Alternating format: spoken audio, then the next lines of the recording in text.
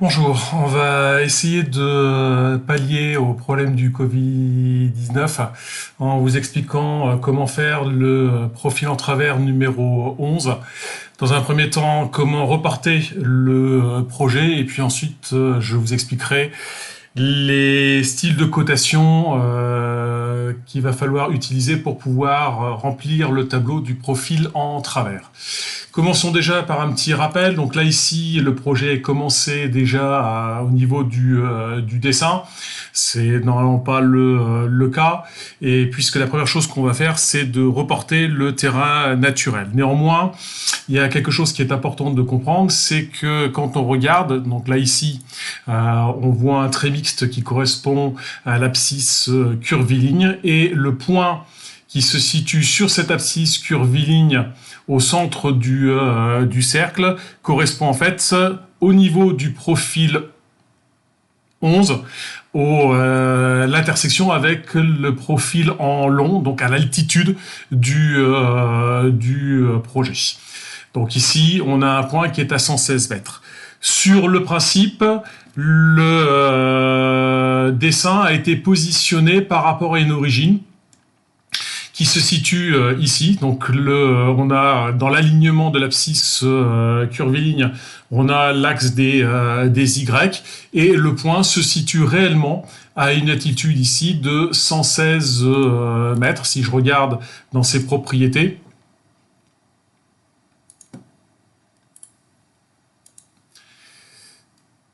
donc il faut que je vous ramène dans le dessin, en l'occurrence.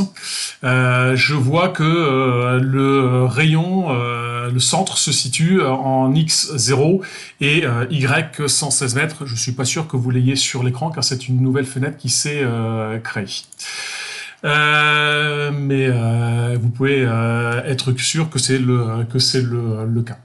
Donc la première chose, c'est de récupérer le terrain naturel. Et donc pour pouvoir récupérer le terrain naturel, on va aller sur la vue en plan que j'ai déjà ouvert et on va repérer le profil numéro 11. Donc il est ici, hein, il passe par le point qui est là. Comme il n'est pas dessiné contrairement aux autres, je vais dessiner l'axe du profil en travers en passant par le centre du cercle qui est ici, puisque ici on est sur un arc de cercle. Donc je fais une ligne qui part donc du point qu'on connaît de point de passage sur l'abscisse curviligne et ici pour le coup je vais venir chercher le centre du rayon. Ainsi, je suis bien perpendiculaire à l'axe de l'abscisse curviligne que je viens de mettre en surbrillance. Je vais le transférer, je vais simplement ajouter, copier les propriétés. Donc ici, je vais copier les propriétés de ce segment-là à celui-ci. Et maintenant, ce qui m'intéresse, moi, c'est de récupérer en fait les lignes du terrain naturel. Donc l'idée, ça va être de prolonger justement donc ce segment qui représente le profil en travers vu de dessus pour chercher les intersections avec les lignes de niveau du terrain naturel. Au passage, on pourra aussi récupérer du coup aussi les lignes du projet, mais cela, de toute façon, sur le principe, on peut les reconstruire directement sur le profil en travers puisque le sujet vous donne ces informations-là. Donc première étape, prolonger le segment. Donc je vais utiliser une commande qui se trouve dans début, qui est l'inverse de la commande ajuster, donc ça se fait en deux temps systématiquement. Je clique sur prolonger et là pour le coup je vais lui dire de où à où je veux le faire, donc je sélectionne cette courbe de niveau et puis la 115 qui sera largement suffisant par rapport à mon dessin. Donc j'ai sélectionné les deux extrémités, je tape entrée et maintenant je vais pouvoir valider.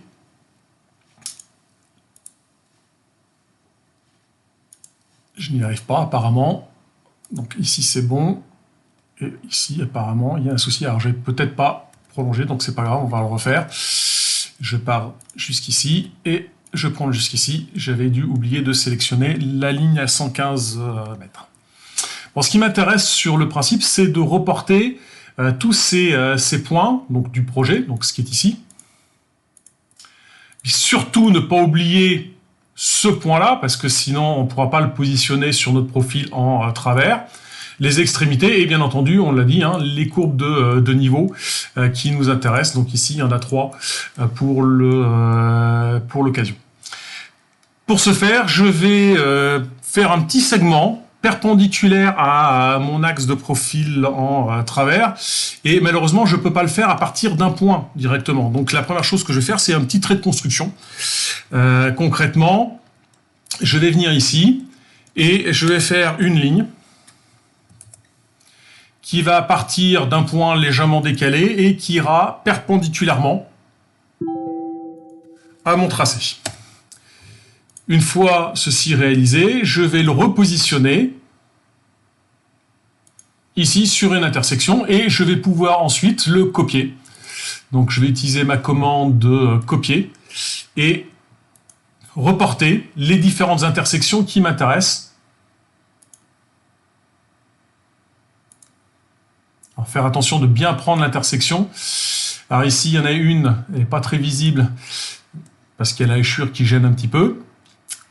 Ne pas oublier surtout le point qui sert de référence pour l'insertion. Je viens chercher ici et à la limite, je vous conseille d'utiliser directement les intersections, ça évite de faire des erreurs au niveau de la CI. Voilà, on vient de transférer toutes les informations.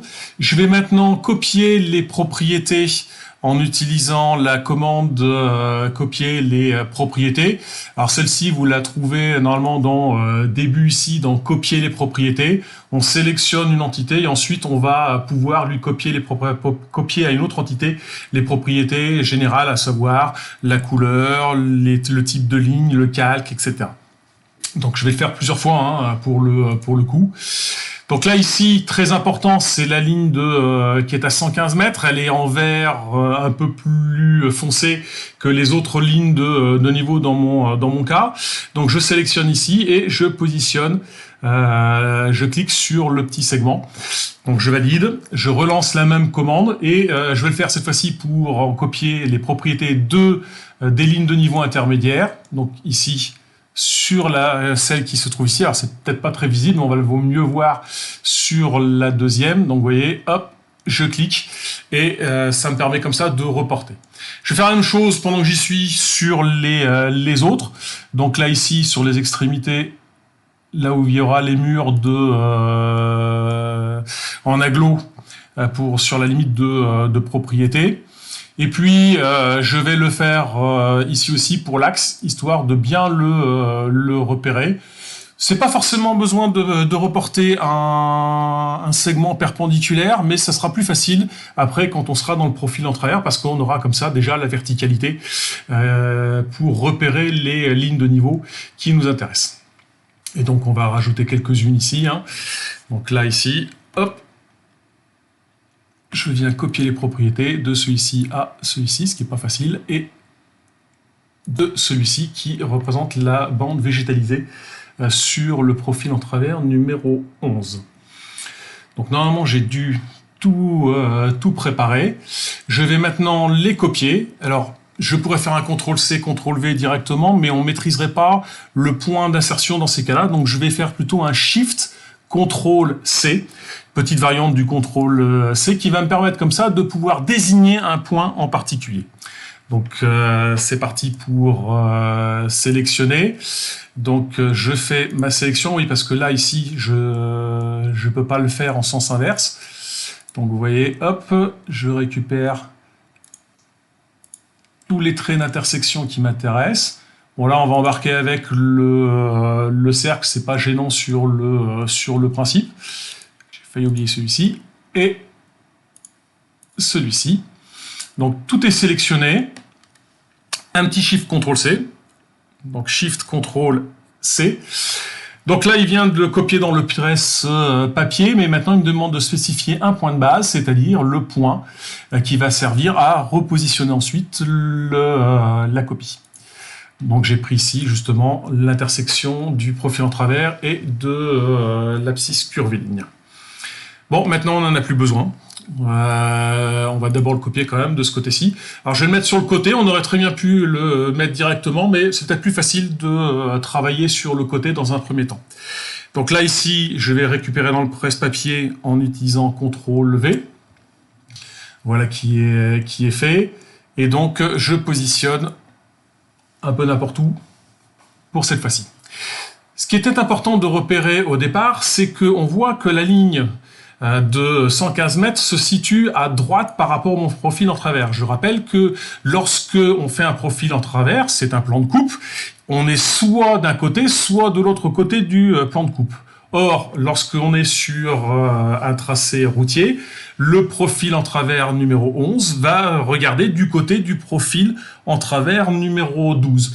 Donc ça veut dire que je me mets grosso modo là où il est marqué profil PT 11 et que je regarde de l'autre côté. La conséquence, c'est que la ligne de 115 mètres qui est ici se situe à droite. En d'autres termes, quand je vais devoir faire pivoter la copie dans le profil en travers, il va falloir que le petit repère qui était ici se situe sur ma droite dans cette configuration-là. Et bien c'est parti. Donc ici, je sélectionne le tout. Je vais demander à faire une rotation. Alors, on peut prendre n'importe quel point. Hein. Sur le principe, ça n'a pas d'importance. Ce qui va être important, c'est surtout de bien donner la direction. Donc, là, ici, je vais prendre le point de référence, tant qu'à faire. Je vais dans Début, Rotation, et je fais une rotation autour du centre. Donc, on va même forcer centre de mon cercle, ici, mais c'est l'intersection, hein, tout simplement. Voilà. Bon, j'ai un petit souci quand même, parce que quand on regarde bien, mon angle 0 de référence, il est en fait suivant l'axe des X. Ce qui fait que pour amener le petit trait vert qui est en bas à gauche au bon endroit, eh ben, je suis un petit peu embêté pour donner l'angle. Alors, il y a en fait une possibilité qui est d'utiliser la commande de référence, l'option référence dans notre cas. Donc, je sélectionne ou je tape REF ou je clique sur la sélection référence comme ici. Et je vais maintenant pouvoir, à partir du point qui sert à la rotation, donner une direction. C'est ça qui est le plus important finalement. La direction, en l'occurrence, vers ici, la ligne de 115 mètres. J'ai pris ici, mais je pourrais très bien, c'est ce que je vais faire, prendre proche, c'est-à-dire que je donne la direction de la ligne qui correspond en fait à mon plan de coupe.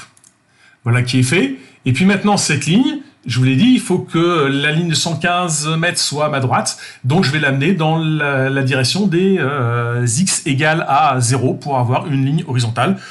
Ici, je pourrais taper même directement 0 comme valeur. Voilà, on a placé les éléments.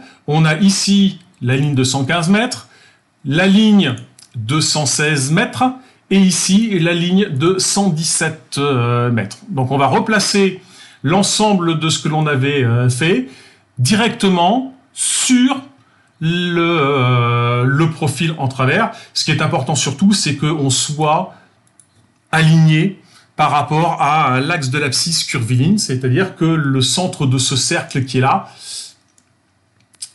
de ce cercle-là, qui est donc le point qui me sert de référence, soit aligné par rapport. Parce que en fait, on donne la distance par rapport au point d'insertion, par rapport à l'intersection entre l'abscisse curviligne et le plan de coupe de profil en travers. C'est par rapport à ce point-là qu'on positionne à gauche ou à droite les lignes de terrain naturel et le projet, puisque j'ai récupéré aussi les informations du projet. Donc je sélectionne le tout. Et avec la commande déplacer, je sélectionne le point qui sert de référence et je l'amène. Je vous l'ai dit, on peut très bien le mettre plus haut. Le tout, c'est qu'on soit aligné par rapport à l'abscisse curviligne. Tiens, la preuve, c'est que d'habitude, je le mets sur le point d'insertion, mais je vais simplement l'aligner. Donc normalement ici, quand je regarde ces propriétés, je dois avoir un centre de cercle dont le centre est en 0. L'altitude, qu'importe, ça n'a pas beaucoup d'intérêt sur le principe. Bon, on sait maintenant que ici et ici, on a les lignes de niveau. Il suffit de tracer maintenant une horizontale à 115 mètres, une autre horizontale à 116 et une autre à 117 pour pouvoir travailler. Or, vous vous souvenez que normalement dans un profil en long, comme pour un profil en travers, on a ici un plan de référence. Cette ligne, elle est à 115 mètres d'altitude. Donc il suffit tout simplement pour moi de tracer une ligne horizontale à 115 mètres d'altitude et de le faire croiser avec l'altimétrie, la position de la ligne de niveau le long du profil en travers. Donc je vais pouvoir prolonger ou tout simplement, si vous avez un raccord, une commande raccord avec le rayon de 0, ce qui est le cas pour moi. Si c'est pas le cas, il suffit de taper R et de le placer à 0.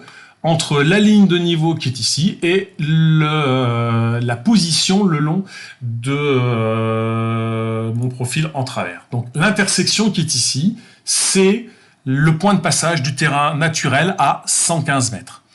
Derrière, je vais décaler de 1 mètre,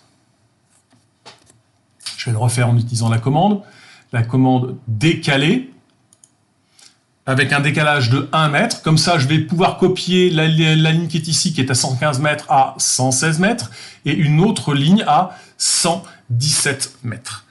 Je vais maintenant venir faire le raccord sur le même principe entre la ligne de niveau qui est à 116 mètres et la position de cette ligne de niveau à 116 mètres.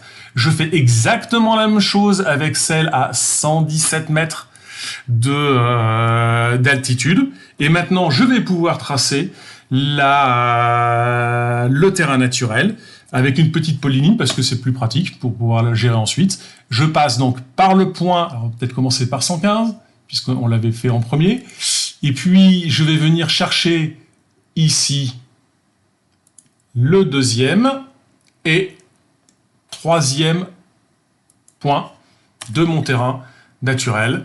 Je vais maintenant copier les propriétés de mon terrain naturel sur la polyligne, ce qui fait que maintenant, je n'ai plus besoin de tous ces traits de construction. Ils étaient là uniquement pour pouvoir m'aider à faire la construction. Donc j'élimine les lignes horizontales et verticales pour ne garder que mon terrain naturel, avec un point d'inflexion qui se situe entre la bordure T3 et CR1. C'est totalement fortuit, il n'y a pratiquement aucune chance pour que ce point qui est là, parce qu'il est à 116 mètres aussi, corresponde au point qui est ici. Le projet est indépendant du terrain naturel, puisque il est issu, ce point qui est là est issu de ce que vous avez tracé au niveau du profil en long la fois précédente. Donc voilà mes lignes, elles sont positionnées. Après, derrière, j'avais rajouté aussi les lignes qui correspondent à mon projet. On peut vérifier, hein. On peut faire une prolongation jusque ici, jusqu'à la ligne de 115 mètres des lignes qui sont là. Et j'ai bien travaillé visiblement puisque la bordure est bien à la limite de la chaussée. La deuxième bordure qui limite la partie végétalisée qui se trouve à gauche, elle est et le trottoir qui se situe à droite correspondent bien, donc je peux les effacer. Et puis ces deux lignes correspondent à mon futur mu, à mes limites de propriété. J'en ai une autre hein, d'ailleurs en l'occurrence puisque ici j'ai le trait que j'avais transféré, qui a été aussi copié, et je passe bien par l'abscisse, mais ça, on l'avait déjà vérifié précédemment. Donc, je peux maintenant me débarrasser de tous mes traits de construction. Je sais que je suis calé correctement. Bon, étape suivante, c'est de dessiner le projet à proprement parler. Donc, vous avez le sujet. Je vais dessiner dans un premier temps la plateforme supérieure de terrassement que j'ai noté aussi AR dans la race de terrassement dans le tableau en dessous. Ce sont des parpaings de 20 cm qui sont prévus, avec une petite fondation bien entendu en dessous. Donc je vais les dessiner tout de suite. Donc je vais me permettre d'utiliser mes raccourcis clavier, donc avec la commande décaler de 20 cm. Méfiez-vous, vous êtes en mètres, hein, pour dessiner les deux murs. On va se faire une petite fondation vite fait, avec un rectangle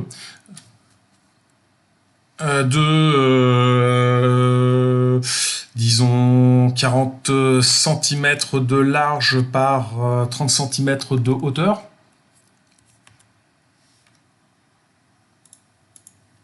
Je n'ai pas réussi à le dessiner, on va recommencer. Commande rectangle. Donc je vais mettre plutôt 50 cm d'ailleurs pour le coup, 0,30 de hauteur. Et on va positionner notre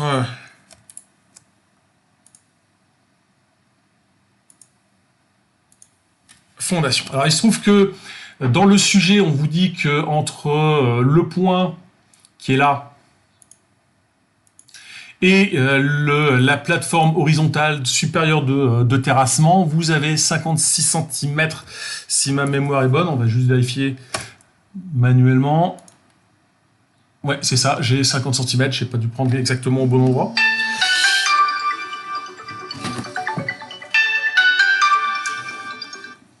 Donc désolé pour le téléphone. Donc la distance donc est bien à la bonne distance. Je vais juste un peu nettoyer mon dessin en supprimant les traits qui n'ont pas besoin d'être ici dans l'opération. Et à partir de l'extrémité ici, je sais que je laisse une banquette, c'est dans le sujet, de 50 cm. Donc je décale de 50 cm sur le côté extérieur. Donc il se trouve que le dessin était déjà fait avec la bonne position, mais vous serez peut-être vous seriez normalement amené à le positionner.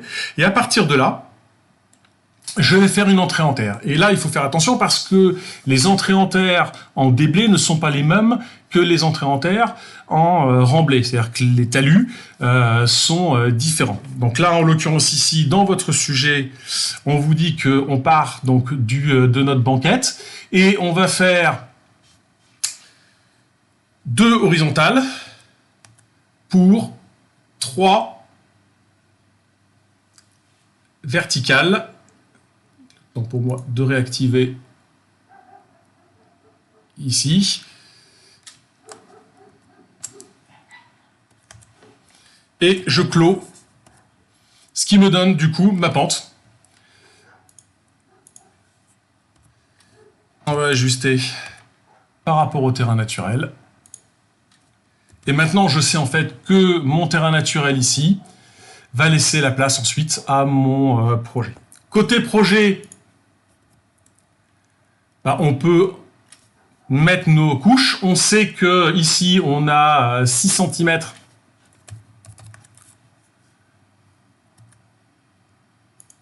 avec une pente de 2%. Donc normalement, vous ne l'avez pas à la droite, hein, mais on trace d'abord la droite au démarrage.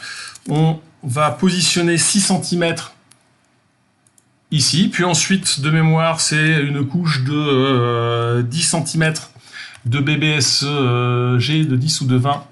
C'est 20 cm, autant pour moi. De 20 cm de BBSG. Ici, on va avoir la même chose au niveau du trottoir, sauf qu'on aura un enrobé et en dessous un 0,20. Donc je vais simplement les copier dans un premier temps pour pouvoir les récupérer les informations. Donc début, copier, et je récupère ici et je le positionne ici, puisque déjà une partie est déjà dessinée, donc ça me permet d'accélérer un petit peu quand même le dessin. On va ajuster pour éviter les morceaux qui ne servent à rien dans notre dessin. On va prolonger. Alors faites attention si vous ne prolongez pas quand vous allez ensuite faire les hachures, vous risquez d'avoir des petits soucis. Excusez-moi, je ne suis pas... Prolonge. Donc là, ici, je prolonge bien. Oui, je vous disais, méfiez-vous parce que il y a des endroits où vous risquez de dépasser. Donc apparemment, c'est pas le cas ici. Puisque oui, c'est moi qui ai ajusté. Mais ici, par exemple, j'ai un petit souci parce que normalement...